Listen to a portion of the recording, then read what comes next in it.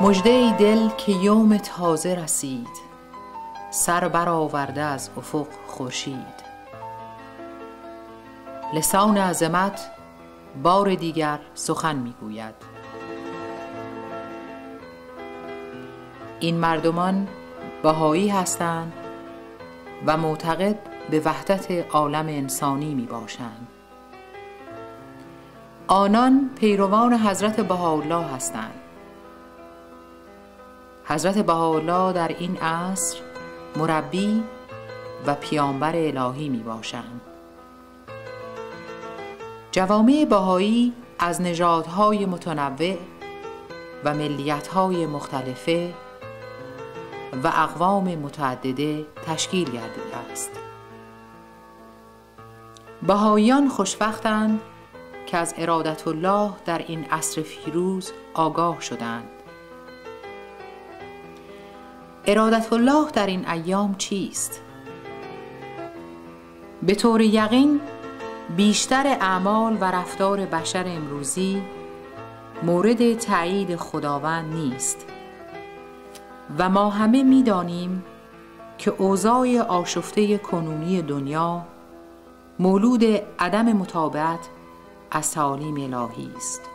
جنگ، فقر، غنای مفرط، بی‌عدالتی و نفرت و انزجار در بین بشر به علل نژادی و دینی و بسیاری از مسائل دیگر در تمام جهان وجود دارد.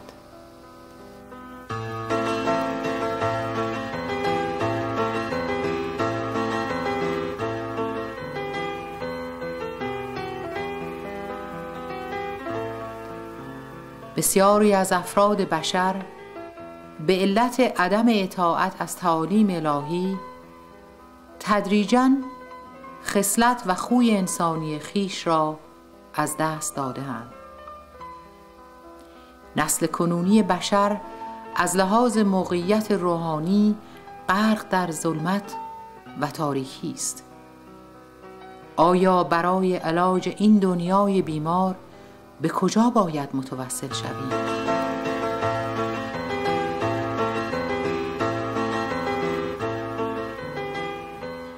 حضرت بهاءالله مربی الهی و در این عصر نورانی و حامل داروی شفابخش جهت معالجه دردهای عالم می باشند و اعلان فرمودند که آنچه دنیا بدان نیاز دارد وحدت است و خداوند می خواهد که ما اهل عالم مانند یک عائله دور هم جمع شویم و در چنین احوال بهاییان به نیرو و قدرت عشق الهی که حضرت بهاءالله به آنان ارزانی داشته به منظور استقرار یگانگی و دوستی از کانادا، از آمریکا، آفریقا، هندوستان، استرالیا، ژاپن، چین، آمریکای جنوبی و از تمام نقاط روی زمین دور هم جمع شدند.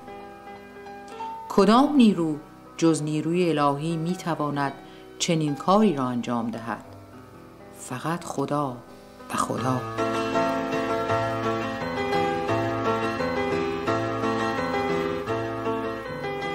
خداوند به لسان حضرت بهاءالله تعالیم و قوانینی به منظور بهبود وضع اجتماع و فتح قلوب مردم به ما ارزانی داشته است. او به ما آموخته است که خدا یکی است و ما همه ابنای یک آفریدگار تواناییم و هر فردی از افراد بشر جزئی از عائله خداوند می باشند. ادیان الهی یکی است و تمام ادیان بزرگ عالم طرحی از طرح‌های بزرگ حق جل جلاله می باشد. با زیارت کتب آسمانی ملاحظه می کنیم که چگونه ادیان یکی پس از دیگری ظهور نمودند. نوع بشر یکی است و ما همه ابنای خدا یکتا هستیم و باید با هم متحد شویم.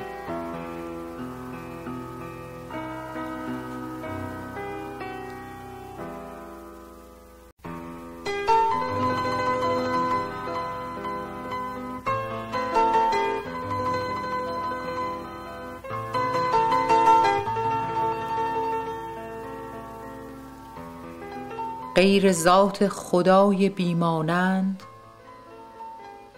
نبود خالقی به حق سوگند. ما همه بار و برگ یک شجریم، بر درخت امید باروریم.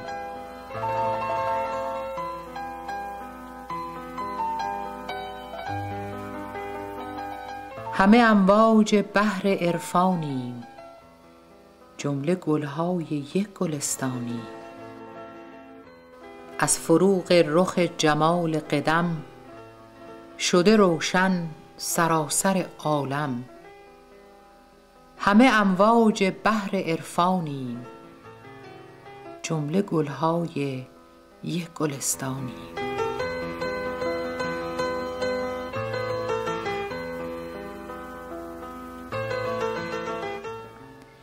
پاسداران ملک ایمانیم، جان نثاران راه جانانیم. محرمان حریم مقصودیم، رهسپاران راه معبودیم. طالب صلح و وحدت بشریم، دوستدار و انیس یکدیگریم.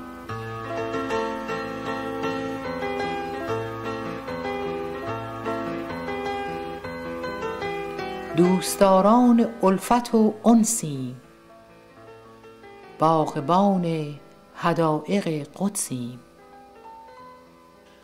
معدلت خواه و معدلت جوییم، راه انصاف و عدل می پوییم. طالبان محبتیم و وداد، عدل خواهیم در زمان وداد. آن بشر که یوم موعود است، همه اسباب عیش موجود است. بی محبت جهان سیاه شود، روزگار بشر تباه شود. گر محبت نبود در عالم، بی ثمر بود هستی آدم. ما خدا را سپاس بگزاریم، کین همه موهبت از او داریم. شکر بی حد جمال ابها را، که منور نموده دنیا را. دین ما دین وحدت بشر است، دین درخت است و وحدتش ثمر است. دین ما مایه محبت خلق، منشأ لطف و مهر و رأفت خلق. دین ما دین الفت است و وفاق، حذر از بغض و کینه است و نفاق. ما خدا را سپاس بگزاریم، کین همه موهبت از او داریم. یوم جدید و میمون است، دیده ها ز اشک شوق جیحون است. شکر بی حد جمال ابها را، که منور نموده دنیا را. ما همه دوستدار نوع بشر، خیر مردم طلب کنیم نه شر.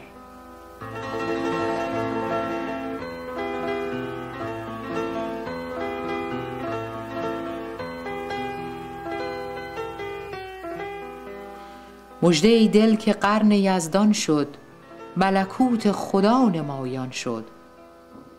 ما بشارت دهیم بر عالم، که هویدا شده جمال قدم.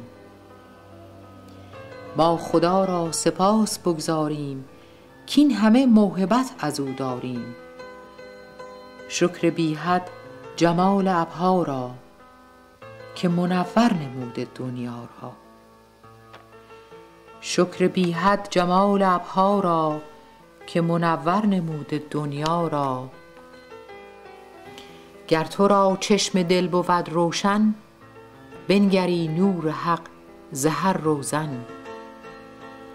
آرزوی بهایان جهان، نیست غیر از صلاح و صلح و امان.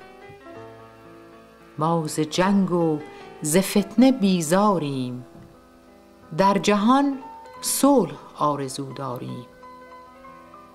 یوم موعود شد عیان برخیز، ساقیا باده را به ساغر ریز، که سراسر جهان چو گلشن شد. شام تاریک روز روشن شد، از قدوم شهی جهان آرا، شده عالم بهشت روح افزا. از قدوم شهی جهان آرا، شده عالم بهشت روح افزا.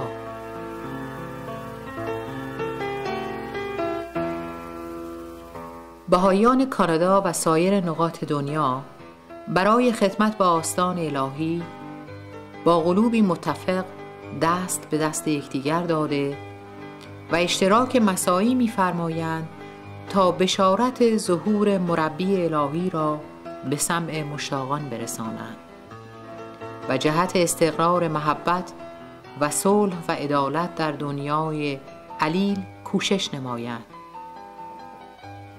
آیا نمی‌خواهید با هم متحد شوید؟